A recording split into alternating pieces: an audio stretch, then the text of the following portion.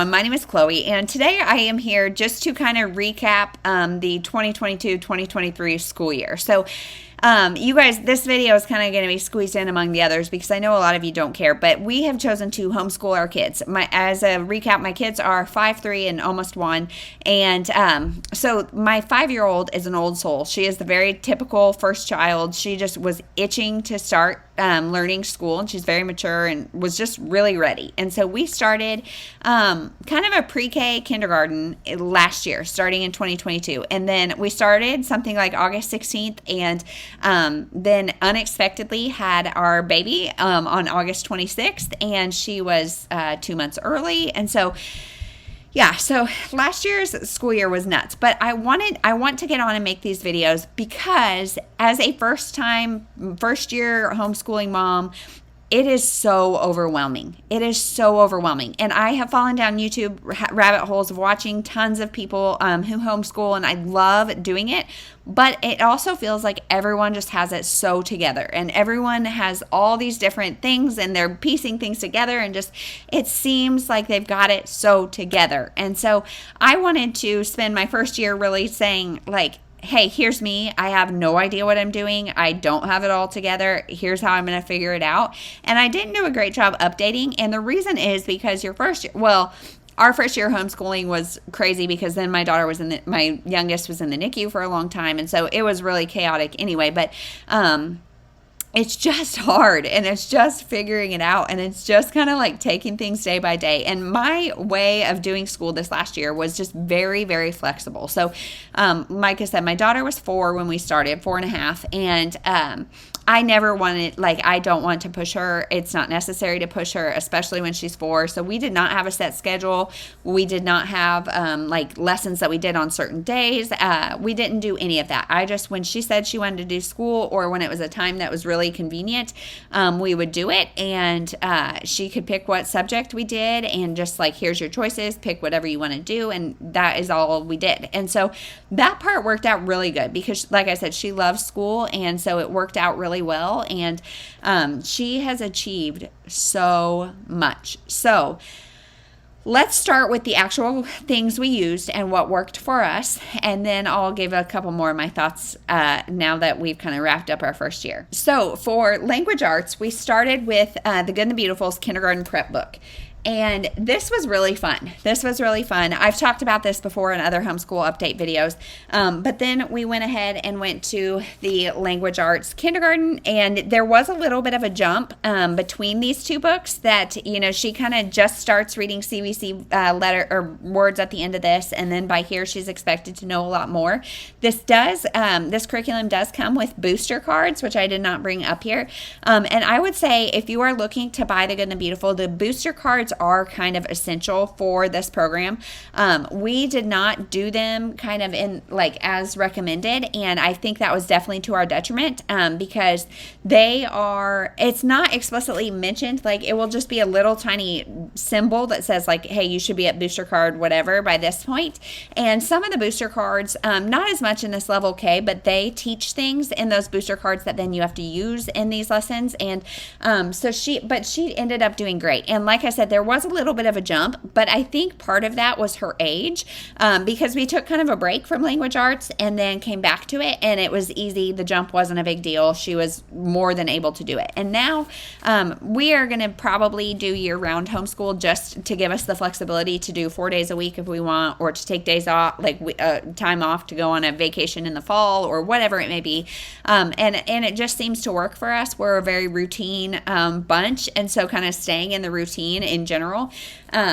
But so she is she is about a third of the way through her first grade book now, and she is just tearing through it. So she is doing so good with this. And then, gosh darn it, I did not bring it up, but I also thought about potentially switching to Abeka because it focuses a lot on special sounds, and I thought it would bridge some of those gaps that The Good and the Beautiful leaves for different sounds and things. The Good and the Beautiful definitely does sight words, and so there are certain rules and things that they don't thoroughly explain. They kind of just throw you in. And I know Rebecca does a really good job of explaining special sounds and kind of explaining those rules, marking vowels, all that kind of stuff. And it was really overwhelming for me too. I bought the Kindergarten Rebecca stuff. I bought all of it, and it was so overwhelming, like so overwhelming. And not because it's that complex, just it's a lot. The Good and the Beautiful is very, very grab and go, and Rebecca definitely requires more piecework, and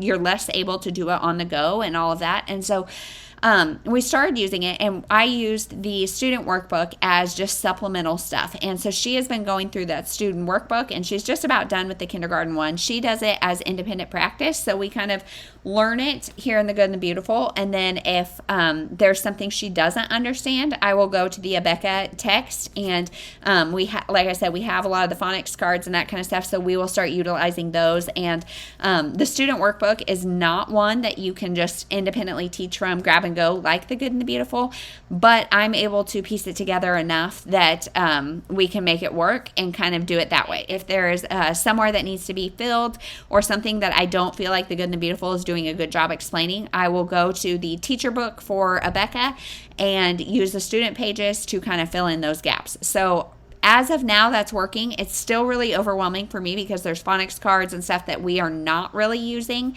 but I'm working that out. And so, like I said, the moms and stuff who are piecing everything together and doing everything fantastically, I applaud you, because I'm trying to figure out how to do that. And it's hard. It's hard because for me, I would really I want to spend some time diving deep into the Rebecca teacher book and all of that, and I just don't have that time. But my daughter is so motivated, and she is loving everything she's doing, and so we're making language arts work, and it's going great. Next, I did try buying the social studies thing from Rebecca, which this is, just kind of a joke. It is not anything that you need to buy. And social studies at this age is like going places, meeting people, figuring out how to talk to people.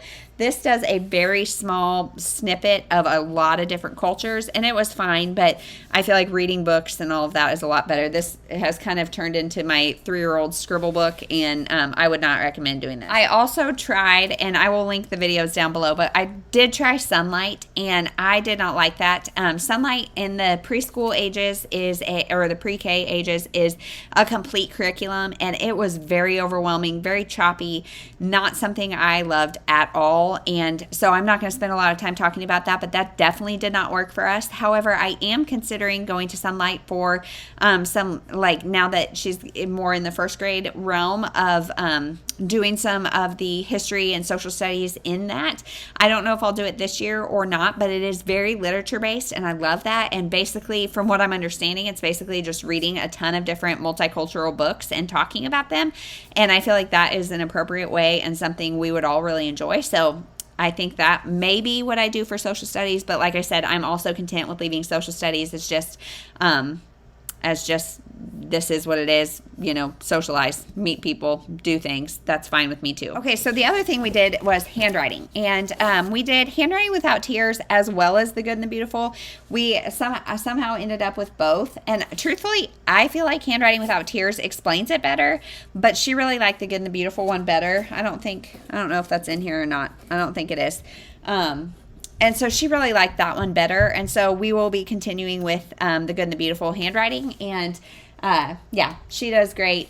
This is not her favorite thing to do. Like finesse is not her jam, which she is my child through and through. So we will continue with, we'll do probably the Good and the Beautiful and continue that way. This is another thing she did. She did really as we were starting school and before. This is from Sam's Club. It is Curious George, and it has little Curious George stories, and then it is like a complete curriculum of both phonics and math as you kind of go through this. So this is just something extra she did kind of before we really started the Good and the Beautiful curriculum. And then for math, we did the Good and the Beautiful, and we did math kindergarten. So this was awesome. She did so good. This was really natural for her. And in fact, she is almost done with the Good and the Beautiful first grade. So she almost did 2 grades.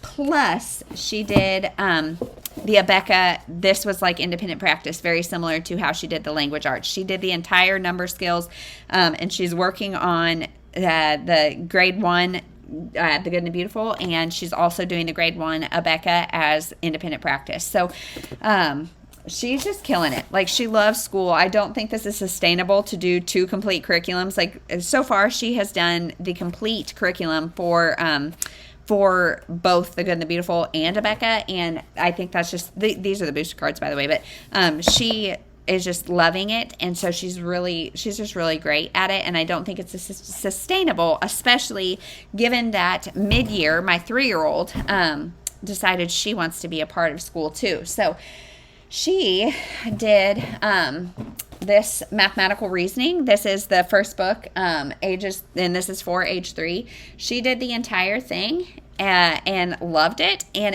it's a very, very gentle start to math. It's just basic counting and shapes, and that's it. And she loved it. So yeah, and then for like science, we did KiwiCo basically is what we did for that. That's really more STEM, and we've had a subscription to that, which is awesome.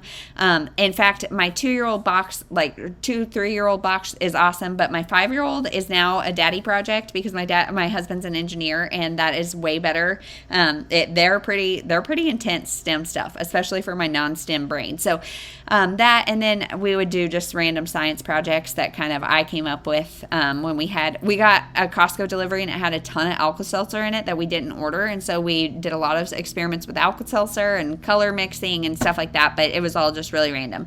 So I kind of peeked at a couple of things that we're going to do this upcoming year. I'm going to probably do a whole nother video about what my plan is for this upcoming year.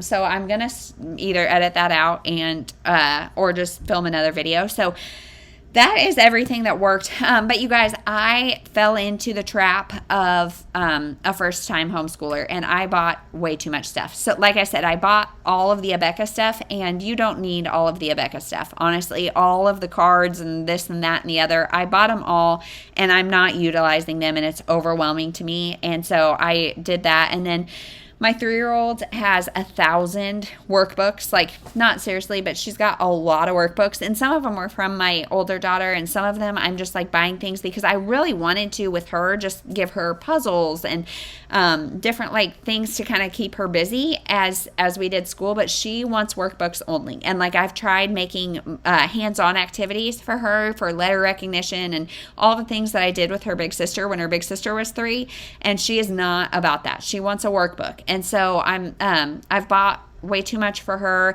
and the whole figuring out how to balance the two is really, really hard because there's some jealousy from my 5-year-old that now my 3-year-old is wanting to do school because it's time away from me. You know, it's time that she doesn't get, and she likes being the only one that does school. So there's that dynamic that I did not foresee coming. I really am just thrown by a curveball for this 3-year-old wanting to do it, and now my baby is almost 1.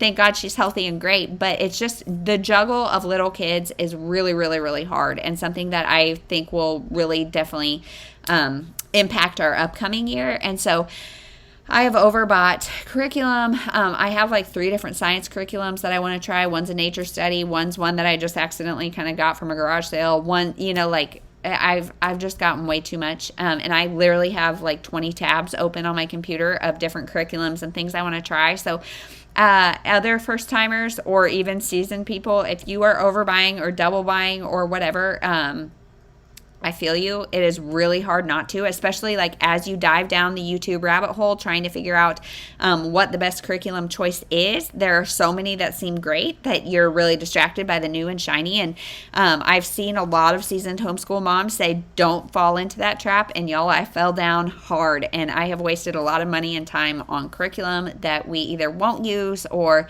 you know, my oldest daughter now, because of the jealousy issues, I can see some pushback potentially starting. And like I said, she is doing way more than she needs to. So we're going to pull back if that happens. But it's just a lot. It is a lot. So first time moms, or first time homeschool moms, let me know how it's going for you. Are these helpful at all? Seasoned moms, help me out here. Tell me, I think I've got a good plan going forward this year, but tell me your tips for juggling the little kids and for not getting distracted by 1,000 curriculums, because I feel like I need to do more than just math and language arts. With truthfully, my daughter is not even 5.5. She'll be 5.5 here soon. But she's little. She's little. I don't need to push her at all. We don't need more than math and kind of what we did. Like, we still have the some KiwiCo boxes. We still have some STEM stuff we can do. I've got science curriculum, so if we want to do them, we can. Social studies, they're in sports. They are getting a lot of social studies, and we're learning a lot about different things. Right now, my daughter is really on a kick of wanting to learn about the human body, so we've got a ton of different books, and I am thinking about buying a little unit from Teachers Pay Teachers. So I love that we're kind of exploring these rabbit holes, and we'll just see. And the good and the beautiful, the language arts curriculum does do geography and some art. And so she's getting little bits of that. So, that's what we're going to do. So we'll just see. That's kind of what worked this last year and what didn't. The things I did that I thought I would never do, and I did, which is buy way too much stuff. So that is my story. And let me know if this was helpful, and we'll see you in the next one.